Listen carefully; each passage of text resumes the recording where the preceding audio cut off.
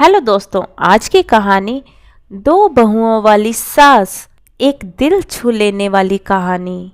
अनीता को तारीफ शब्द पता ही नहीं था। घर के सारे काम वह एकदम सही सही करती थी।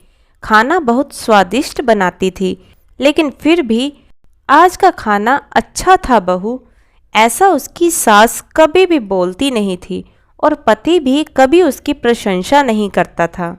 उसके द्वारा बनाया हुआ खाना चुपचाप खाकर उठकर दोनों पति और सास चले जाते थे। उसने खाना खाया या नहीं, इसका उन दोनों को फर्क नहीं पड़ता था। सास को वह पसंद नहीं थी। उसके हाथों से ज़रा भी भूल हो गई तो सास तुरंत गुस्सा हो जाती थी। उससे भी बुरी बात यह थी कि उसके पति और उसके बीच ज़्यादा बातचीत नहीं होती थी और उन्होंने ये चुप्पी बनाए रखी थी। वह उस पर ध्यान नहीं देता था। परदेश में पढ़ाई करने गया हुआ छोटा देवर मात्र समय समय पर अनीता को फ़ोन करता था और पूछता था, भाभी कैसी हो। उसका फ़ोन आने पर अनीता बहुत खुश होती थी। अपना मन हल्का करने का उचित स्थान था अनीता का। कुछ ही दिनों में देवर की पढ़ाई खत्म हो गई और वह घर आया।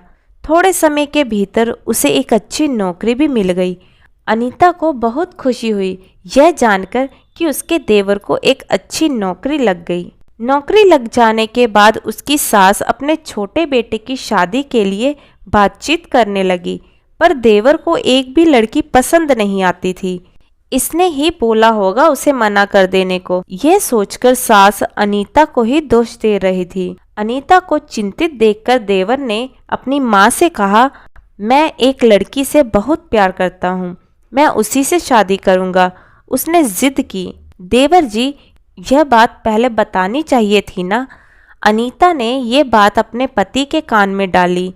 इस बात पर उसने थोड़ी किटपिट की, लेकिन लड़की देखकर वह भी तैयार हो गया। सवाल बचा सास का। अपने छोटे बेटे का मन कैसे दुखाएगी वह। बाद में उसकी भी हाँ हो गई। अनीता को बहुत खुशी हुई। उसे लगा कि एक अच्छी सहेली आ जाएगी अब साथ देने के लिए, दिल के राज बताने के लिए। पर कैसी होगी छोटी देवरानी। रस बस जाएगी हमारे साथ और इस घर में, या वह एक अलग दुनिया बसाने पर जोर देगी देवर जी को।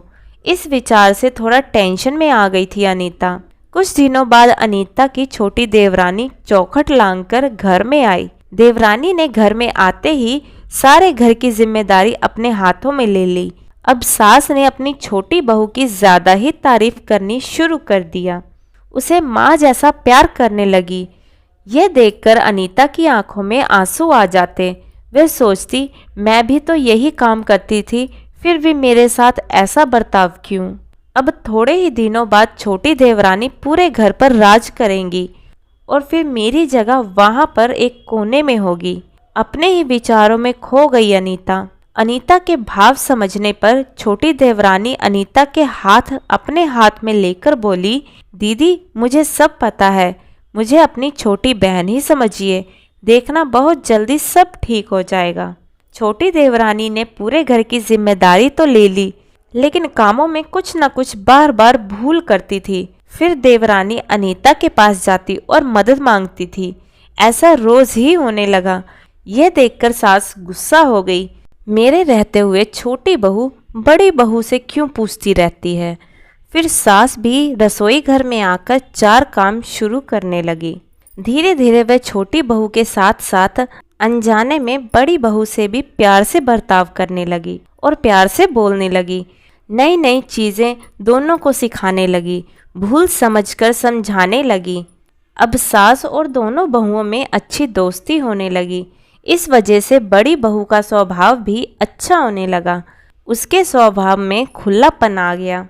सास भी दोनों के साथ कभी शॉपिंग तो कभी फिल्म देखने जाने लगी। इस वजह से घर का माहौल हंसता खेलता हो गया। इसके अलावा अपने भाई और उसकी पत्नी की बॉन्डिंग देखकर अनीता का पति भी उसके साथ अच्छा व्यवहार करने लगा। यह सब देखकर छोटी बहू बहुत खुश हुई। दीदी, घर पर पहले आप ही का हक था। ऐसा बोलकर छोटी बहू ने पूरे घर की जिम्मेदारी अपनी जेठानी को दे दी। साल भर में अनीता के देवर को अच्छे वेतन और बड़ी पोस्ट पर स्थानांतरित किया गया। अब छोटी देवरानी भी अपने पति के साथ परदेश जाएगी और मैं फिर अकेली रह जाऊंगी। इतना ही नहीं, इतने सालों बाद सास का व्यवहार जो इतने सालों बाद बदल गया था वह फिर से वही हो गया तो इस विचार से अनीता डर गई। देवरानी की अनीता को इतनी आदत हो गई कि उसके बिना घर काटने को दौड़ेगा। देवरानी के आ जाने से घर का माहौल भी बदल गया था। वह थी ही ऐसी खुशमिजाज और ऊर्जावान जैसा कि नाम से पता चलता है। यहाँ देवरानी की हालत भी कुछ अलग नहीं थी। उसे भी दुख हुआ कि यदि यहाँ रहना पड़ा तो उसे अपने पति से दूर रहना पड़ेगा। अनीता के देवर के जाने की खबर और देवरानी मात्र टेंस होने के कारण अनीता सोच में पड़ गई। अंत में उसने देवरानी को पूछा तो देवरानी ने जवाब दिया कि दीदी, मैं सारा जीवन नए स्थान पर अकेले रहूंगी, उससे अच्छा मैं यहीं रहूं। आपके देवर को बोला है मैंने शनिवार और रविवार की छुट्टियों में आप ही यहाँ आ जाया करें। मैं भी उनके साथ जाया करूँगी बीच बीच में, वह भी थोड़ा बदलाव के लिए। उस पर वह बोलते हैं कि 6 महीने बाद वापस यहाँ पर ही बदली कर लूँगा मैं। अपने पति की नकल करके देवरानी बोली और छोटी देवरानी भी हंसने लगी। अपनी आंखों के आंसू पोंछते हुए अनीता बोली, छोटी, यह दिन वापस नहीं आने वाले। जाओ तुम अपने पति के साथ, उनके साथ भी तो कोई होना चाहिए ना। दीदी, आपने मुझे बड़ी बहन का प्यार दिया, वैसे ही भैया के रूप में एक बड़ा भाई मिला। ये भरा हुआ संसार छोड़कर मैं कैसे जाऊं? वहाँ मेरे अकेली का मन नहीं लगेगा। 6 महीने का तो सवाल है, वह आते रहेंगे यहाँ पर। यह सुनकर अनीता ने अपनी देवरानी को खुश होकर गले लगाया। तभी देवरानी अनीता को बोली, अपने पति के साथ एक अलग जीवन बनाने में समय नहीं लगता। अपनों में रहकर पति की प्रतीक्षा में ही आनंद है। दोस्तों, 2 अलग अलग घर और ससुराल से आने वाली ये लड़कियां अपने नए घर के लिए सब कुछ करती हैं। पता ही नहीं चलता कि कब एक दूसरे की आदत हो जाती हैं। सच में देवरानी जेठानी का रिश्ता बहनों से कम नहीं होता। तो दोस्तों, आपको हमारी आज की यह कहानी कैसी लगी कमेंट करके ज़रूर बताइएगा। कहानी पसंद आई हो तो वीडियो को लाइक शेयर करें और चैनल हिंदी स्टोरीज डियर को सब्सक्राइब करना ना भूलें। वीडियो को पूरा देखने के लिए बहुत बहुत धन्यवाद दोस्तों। तो मिलते हैं अगली कहानी में, तब तक के लिए जय श्री कृष्णा।